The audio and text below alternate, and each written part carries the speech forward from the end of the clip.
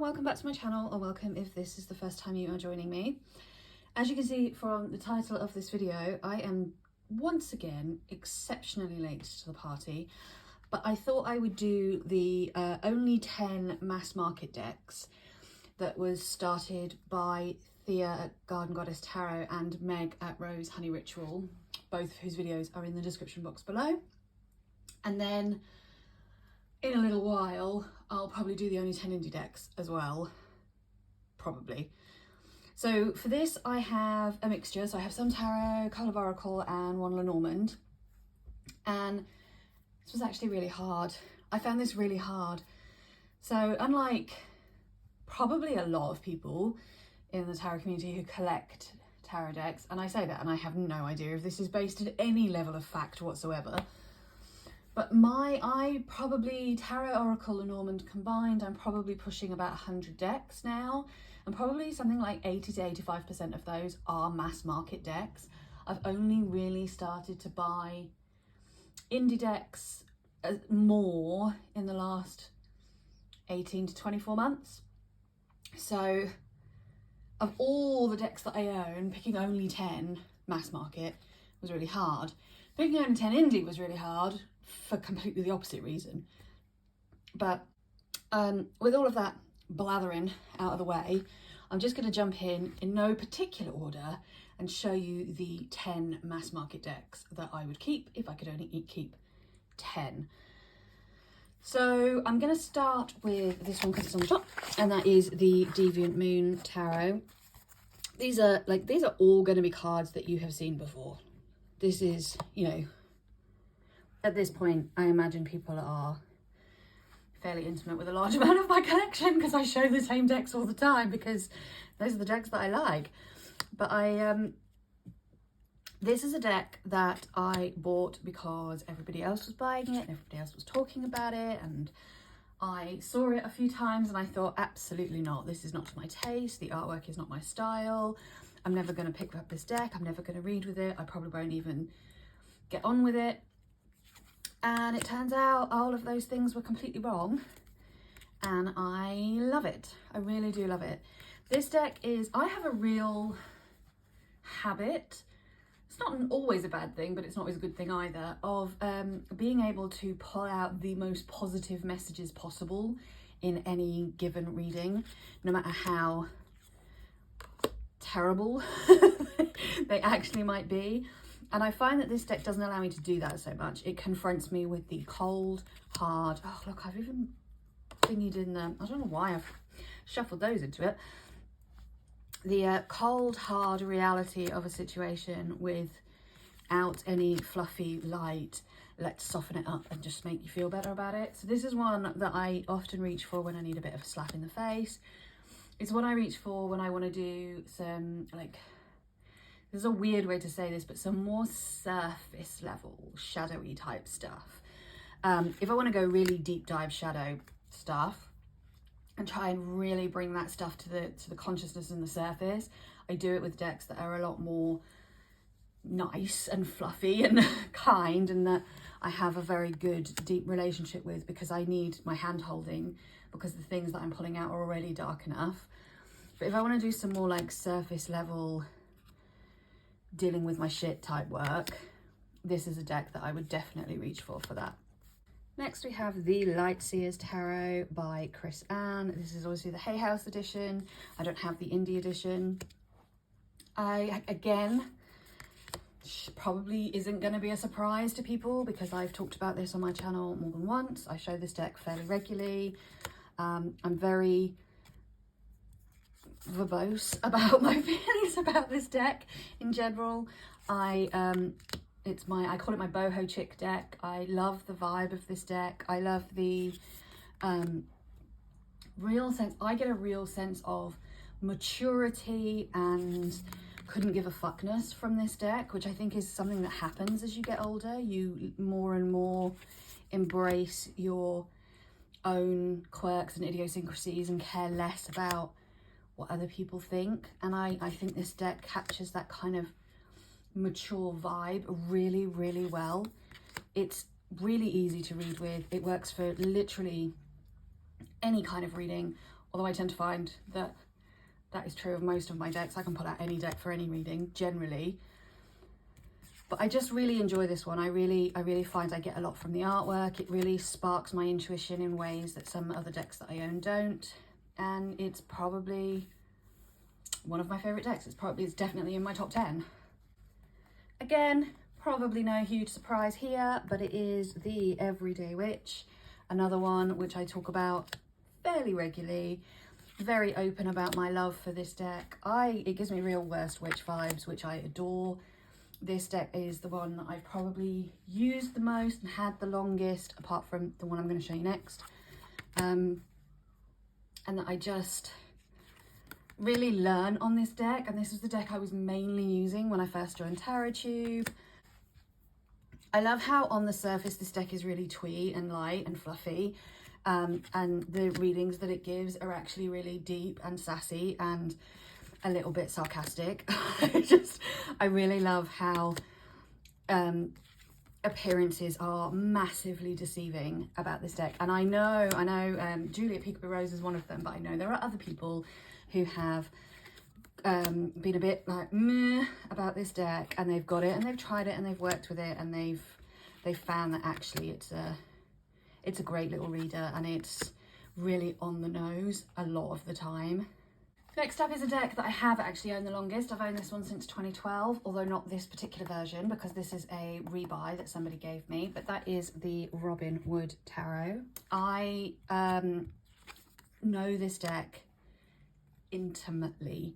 I have done real, like, deep, not deep dives so much, but deep sitting with this deck, and I have a folder somewhere of an A4 sheet of paper for every single card, where I've described everything that is in the card. I've described every single colour in each card. I've talked about experiences that I've had that each card makes me think of, you know, that have happened in my life.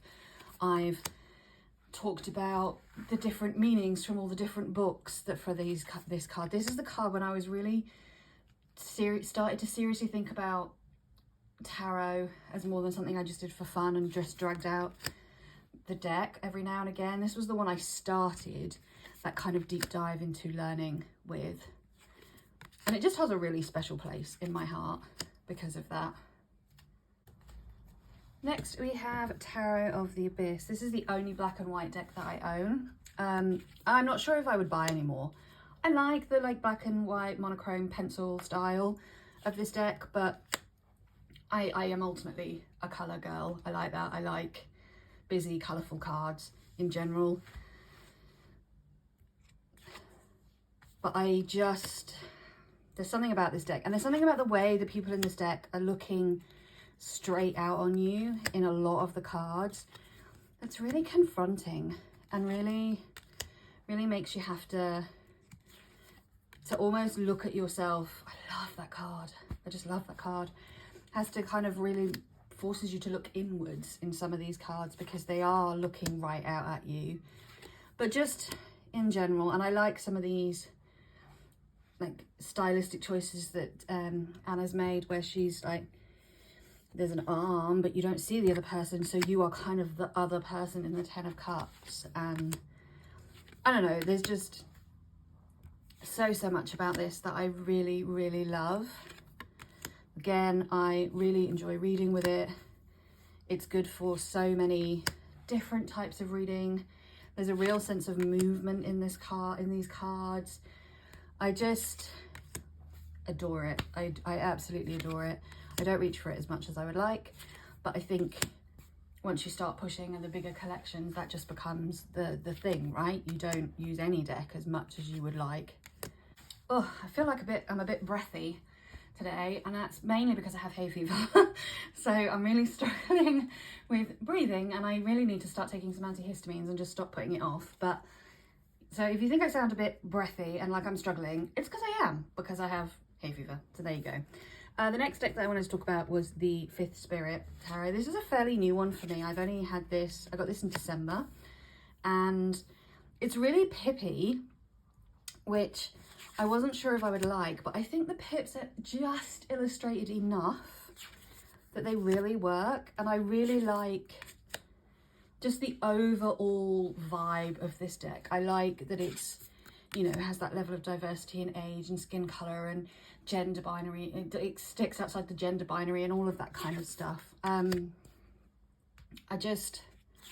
It's a very modern feeling deck, and a lot of the time that's what I am looking for, a deck that has a much more modern, real world kind of reflection. Like, if tarot is a mirror and a reflection of our lives, like being mirrored back to us, then I need a deck that is going to, in some way, do that and make me think about the world that I live in and my actual life.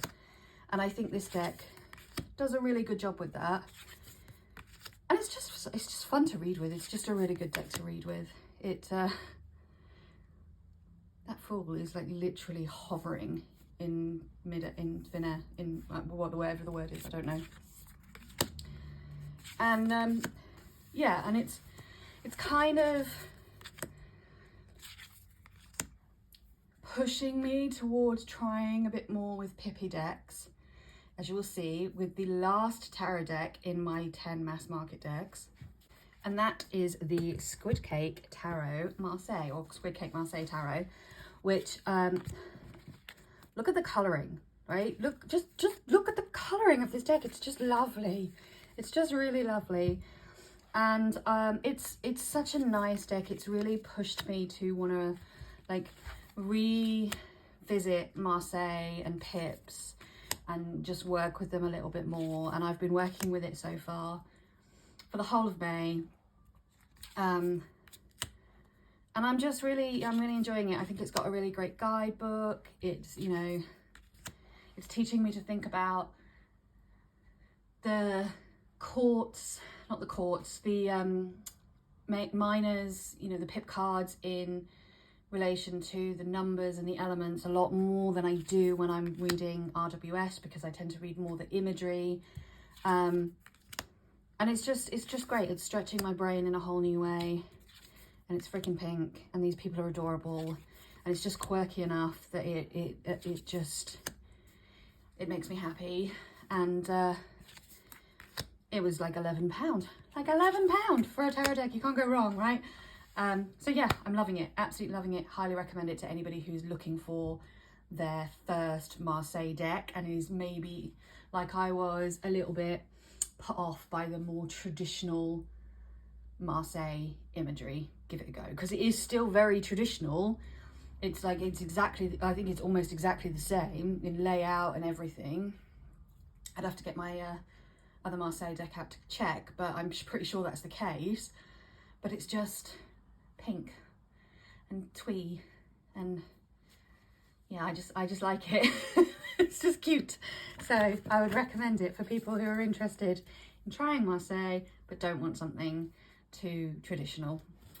So now we're on to some oracle decks, and the first deck I want to talk about, again, probably not a surprise for some people, is the Sacred Destiny Oracle by Denise Linn. I have mentioned this one before, both on my channel and on our 3 Girls 1 Deck talks. I love this oracle. I love how simple it is, and also how beautiful. And this was the oracle deck that made me realize that a lot of the time what I want in my oracle is just a word or a couple of words that I can do what I want with. I can let my brain go where they need to go. I can check in with the guidebook if I want to and get more of a, what was the creator of this deck trying to do with this particular image and keyword, what are their thoughts around it. But I don't have to do that, and it still works, and I can still get so much from it just from the image and the keyword. It's got, I don't think it's got any people in it, this one,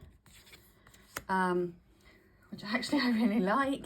It's very, very nature based, very landscapey. It's got a lot of animals in it. I'm just realising now. It could have probably also gone on my I don't like animal decks, except it's not a full deck of animals, but it's just, I adore this deck. I adore this deck. This was a gift from my friend Stuart that I had on my wish list, but I didn't really know if I would ever bite the bullet on, because I was really umming and ahhing, you know, and yeah, and he bought it for me for Christmas, and I tried it out, because when somebody buys you something, it's polite to try it out, and was blown away by how much I enjoyed working with it. The other Oracle deck that I would keep out of all of my Oracle decks, again, might be a bit of a surprise. I think people might have expected me to go with a JBG Oracle, but actually I've gone with the Halloween Oracle by Stacey DeMarco. These cards are really, really glossy. And this does something very, very similar to the Sacred Destiny, but just with a slightly extra layer. So with this one, you have the title, you have a very simple phrase or word, and you have an image, and then you can do with that whatever you wish, or you can pull out the guidebook and you can have a look at what Stacey DeMarco has to say about this card, and you can use that as your basis for, you know, for your starting point and your foundation for what to do with the card that you pull. But again, it's really beautiful. It's really simple. It just really, yeah, it's a bit gothy. And I don't just use this deck at Halloween. I use this Oracle all year round. I'm not working so much with Oracles now, although I did just receive an Oracle as a gift from a very good friend, which has encouraged me to start using my Oracles again. Which is a lovely added bonus when somebody sends you something that you really want, and then it also like reignites your general interest in that subject, if you like. It's always such a beautiful added bonus, isn't it? So yeah, I love this deck. And I am actually at a point where I very much may end up cutting my Oracle decks back. So this was an interesting exercise to look at my Oracles and think, if I could only keep some of them, which would I keep? And this and Sacred Destiny were the only two where I was like, I definitely, mass market ones, I definitely don't want to get rid of these two decks. And then last but not least, I picked a Lenormand. So I have, I think, 6 Lenormands in total. Sometimes I call them Lenormands, sometimes I call them Lenormands. I'm really like easygoing about words, apparently. And I have 6 and I love them all. And so I wanted to include one because I really do like them and I really do want to spend more time with Lenormand.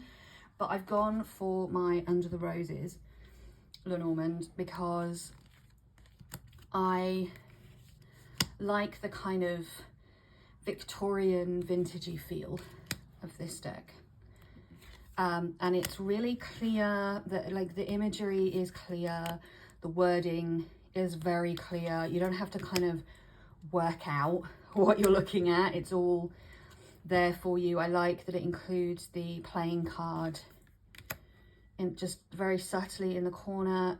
It also has, and I don't know if the camera is going to pick this up. Oh, there we go, it might do. Like all the cards have some keywords in the back, not so intrusive that you can actually do much with them, but it's just a really nice little touch, I think. I love that cross, it's beautiful. It's just, I love that dog, but I love all dogs.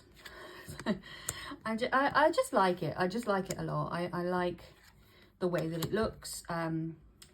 It's not as small as some of the Lenormands I have, but it's not too big. It's easy enough to work with. And yeah, it is one that I would recommend to people if they were looking for a Lenormand deck. I would happily say I have the Under the Roses Lenormand and I think it's wonderful. You should try it out. So that is it. That is my 10 mass market decks. I will be back, as I say, to do 10 indie decks at some point, although that one's a bit harder and I'm not quite sure I'm comfortable with my decision yet. But even with this one, I would have to say that this is my only 10 mass market decks as of the 17th of May. because tomorrow it could be a completely different answer. And when I originally wrote this list to do this tag, I had some different decks and I swapped some out today before I filmed this video. So I do change my mind all the time, and it really does depend on my mood. But that's where we are for today.